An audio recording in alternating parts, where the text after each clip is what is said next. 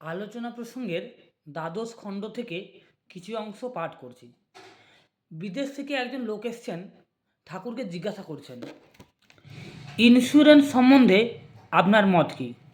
শ্রী ঠাকুর তখন বললেন, ইন্স্যুরেন্সের ভিতর দিয়েই হোক বা অন্য কোনো রকমে হোক, মানুষ সঞ্চয়ের পরিমাণ সেই পর্যন্তই হওয়া ভালো যাতে তার faculty of effort ever alive, মানে প্রচেষ্টা পরায়ণতা নিত্য সঞ্জীবিত থাকে।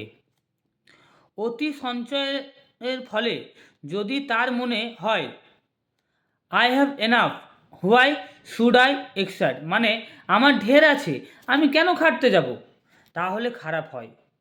তার ফলে মানুষের ইন্টেলেক্ট অ্যান্ড এনার্জি, মানে বুদ্ধি ও শক্তি ক্রমশ উইক, মানে দুর্বল হয়ে পড়ে। হাউসারম্যানদা তখন বললেন, সব দিকের সামঞ্জস্য বজায় রেখে যদি মানুষ মাত্রা মতো ইন্স্যুরেন্স করে তা কেমন? শ্রী ঠাকুর তখন বললেন, সেটি গৃহীর পক্ষে ভালো। পিয়াস হোল্ডিং, মানে পুত সঞ্চয় দিয়ে যে সেবার জন্য সবসময় রেডি, মানে প্রস্তুত থাকবে, সঞ্চয়টা হলো সেবার জন্য। যেহেতু ইষ্ট, কৃষ্টি, পরিবার, পরিবেশের সেবা গৃহীর নিত্যকর্ম, সেই জন্য সে সাধ্যমতো সঞ্চয় করে চলবে। আবার হাউজারম্যানদা বললেন, কোনো মানুষ যদি বিয়ে না করে তাহলে তো তার অনেক ভালো সহজাত সংস্কার নষ্ট হয়ে যেতে পারে। তখন শ্রী ঠাকুর এই প্রশ্নের উত্তরে বললেন, মানুষ যদি কাউকে উইথ বিং, মানে সত্তা দিয়ে ভালোবাসে, তাহলে তাকে ফুলফিল করতে গিয়ে তার ইনস্ট্যান্ট, মানে পূরণ করতে গিয়ে তার সহজাত সংস্কারগুলি সার্থক হয়ে ওঠে। ইষ্টকে যদি কেউ অমনতরভাবে ভালোবাসে, তার বিয়ে না করলে কোনো ক্ষতি হয় না। হাউজারম্যানদা আবার বললেন, for the coming of a good generation marriage in a necessity, মানে অনাগত সৎ বংশের আবির্ভাবের জন্য বিবাহ প্রয়োজন। শ্রী ঠাকুর সহাস্যে বললেন, তিনি হাসতে হাসতে বললেন, কথাটা ঠিক, কিন্তু এর মধ্যে আমরা আমাদের উইকনেস, মানে দুর্বলতা, এর সাপোর্ট, মানে সমর্থন ও অনেক সময় খুঁজি। সেটা ঠিক নয়। বিয়ে করা দোষের নয়, কিন্তু বিয়ে পাগলা হওয়া দোষের। শ্রী ঠাকুর মুগ্ধ মনে মোহন স্বরে টান তুললেন, কত মণি পড়ে আছে আমার চিন্তামণির নাচ দুয়ারে। গাইতে গাইতে আবার ভাবমুগ্ধ অন্তরে সহজ কণ্ঠে বললেন, enormous riches are scattered here and there at the feet dust of our beloved the Lord, মানে প্রিয় পরমের চরণধুলির মধ্যে এখানে ওখানে ছড়িয়ে পড়ে আছে কত বিপুল ঐশ্বর্য।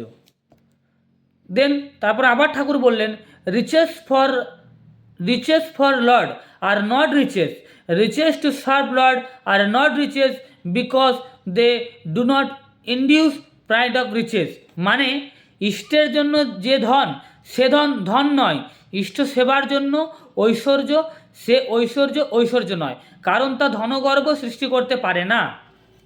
যে অর্থ ইষ্ট সেবায় লাগে তা কখনো অনর্থের কারণ হয় না, বরং তা পরমার্থেরই পথই প্রশস্ত করে। অমনতর অর্থ যতই বাড়ুক তাতে দোষ নেই। হিঞ্চে শাক যেমন শাকের মধ্যে নয়, কারণ তা ভালো ছাড়া ক্ষতি করে কমেই। ইষ্ট মঙ্গল স্বরূপ, ইষ্ট পবিত্রতা স্বরূপ, তাই সব কিছুকে তাকে নিবেদন করে তার সেবায় লাগিয়ে হিতিপ্রতুল ও পরিশুদ্ধ করে তুলতে হয়।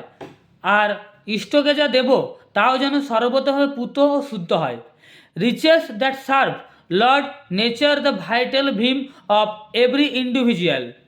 লাভ Lord constantly, serve Lord and do for Lord, and that will make you rich in vital vim, মানে যে ধন ইষ্টকে সেবা করে তা প্রত্যেকের জীবনী শক্তিকে পুষ্ট করে।